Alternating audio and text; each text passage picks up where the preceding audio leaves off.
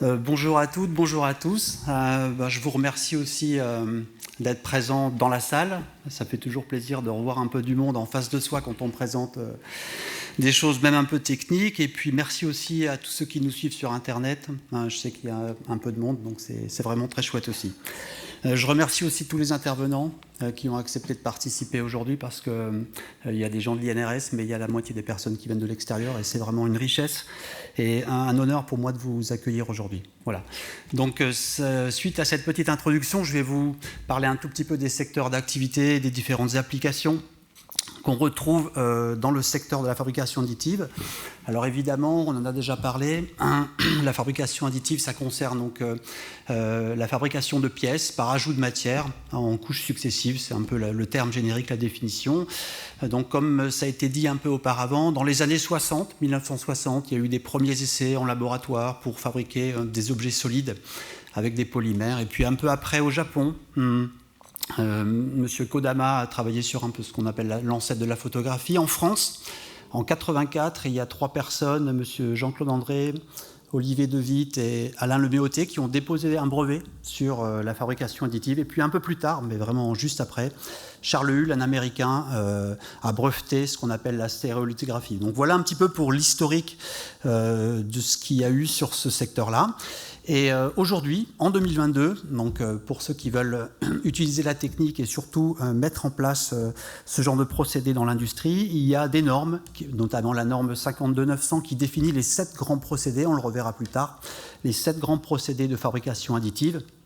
Et puis vous trouverez aussi, je donne en référence des normes qui s'appliquent plutôt aux imprimantes 3D, donc qui sont non industrielles, les imprimantes de fil fondu, plutôt axées sur le grand public, mais aussi pour tout ce qui est fabrication dans les Fab Labs, les TPE, les PME.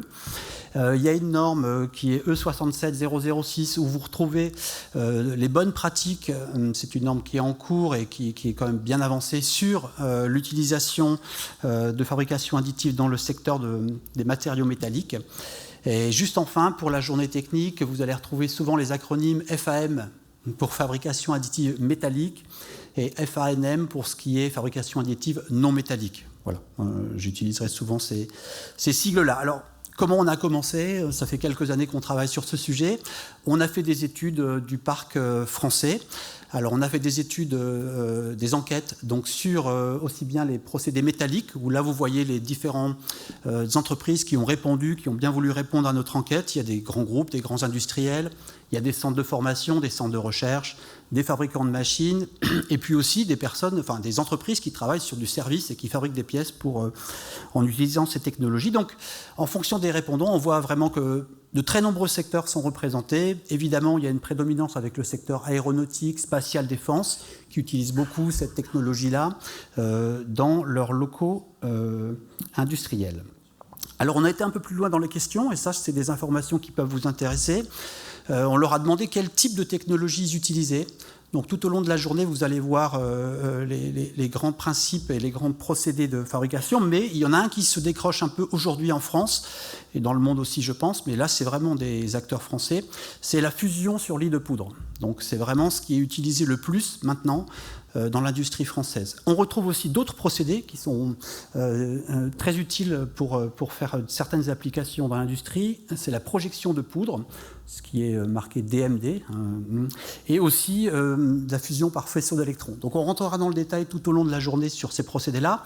À côté, vous avez le tableau avec le nom des machines et le nombre de machines en fonction des répondants. Et sur le tableau de droite, c'est le type de matériau utilisé. Lorsqu'on utilise des poudres métalliques, voilà tous les aciers qu'on peut, enfin tous les matériaux qu'on peut retrouver. Donc il y a des alliages à base de titane, il y a des alliages d'aluminium, de l'inconel à base de nickel. Donc vraiment c'est très très varié et ça vous donne une idée des différents matériaux utilisés dans l'industrie. On a fait le pendant par rapport à la fabrication additive non métallique. Donc, et on a posé la question des utilisateurs potentiels au niveau des entreprises. Sur les 84 entreprises qui ont répondu, 70% en France sont des entreprises de moins de 10 salariés. Donc c'est vraiment une grande quantité d'entreprises. Vous rajoutez à ça les 17% qui sont moins de 250 salariés. Donc vous voyez que 85% à peu près de l'industrie est utilisée par des entreprises de petite et moyenne taille. Évidemment, il y a des grands groupes qui utilisent beaucoup cette technologie-là, mais c'est un chiffre qui est intéressant à savoir quand on veut faire de la prévention en entreprise. Évidemment, les secteurs d'activité sont très très variés. Vous avez sur le tableau de droite le secteur automobile, aéronautique, on les retrouve tous en fait. C'est une technologie qui peut se déployer dans toutes sortes d'industries, dans la bijouterie, le luxe, le sport. C'est très varié. Donc nous, nos interlocuteurs peuvent venir d'horizons très très différents.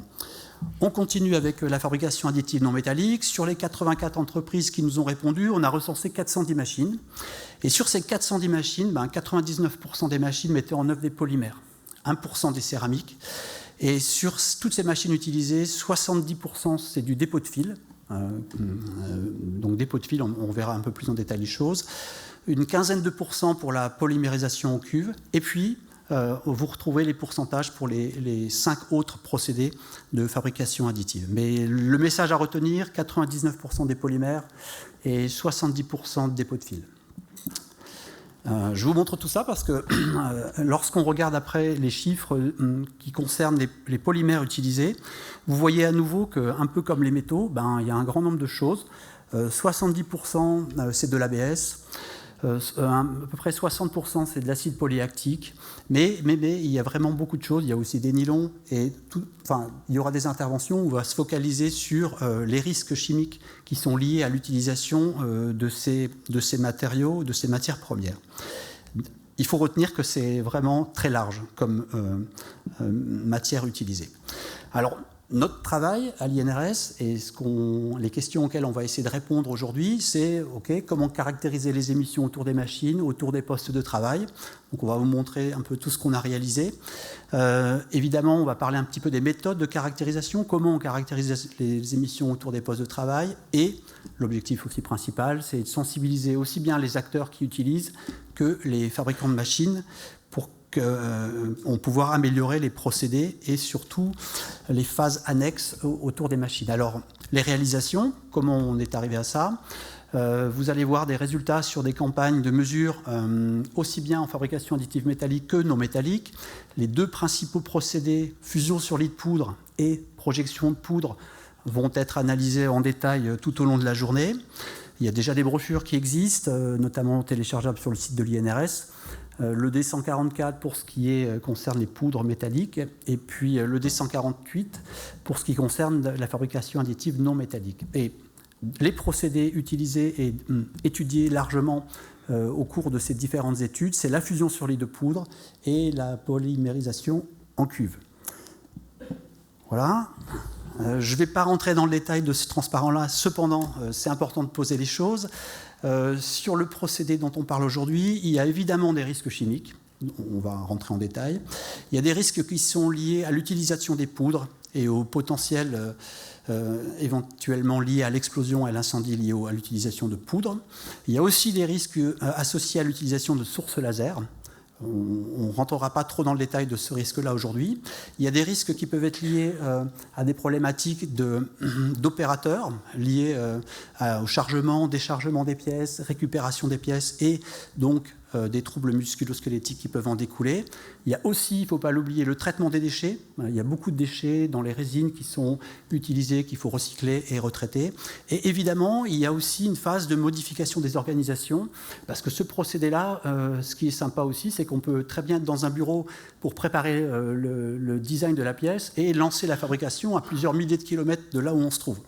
Donc ça fait intervenir des organisations légèrement différentes de ce qu'on connaît habituellement.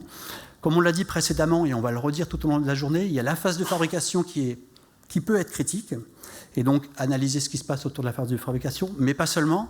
Il y a toutes les phases annexes, alimentation des machines, récupération des pièces, comment faire un bon parachèvement, une bonne finition une fois que la pièce est terminée en fabrication, les phases de maintenance.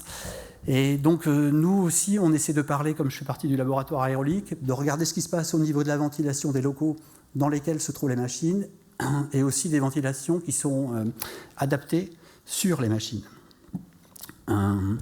Et donc voilà, donc les secteurs qui ont été investigués ces 3 dernières années, je ne vous ai pas donné les noms des entreprises, mais vous avez les secteurs d'activité avec soit l'utilisation de fabrication additive métallique, soit fabrication additive non métallique, soit les deux pour certaines entreprises. Donc tous les résultats que vous allez voir aujourd'hui proviennent de ces secteurs-là, et donc ça donne un large panel de ce qui se fait aujourd'hui dans l'industrie française. Voilà, je vous remercie beaucoup.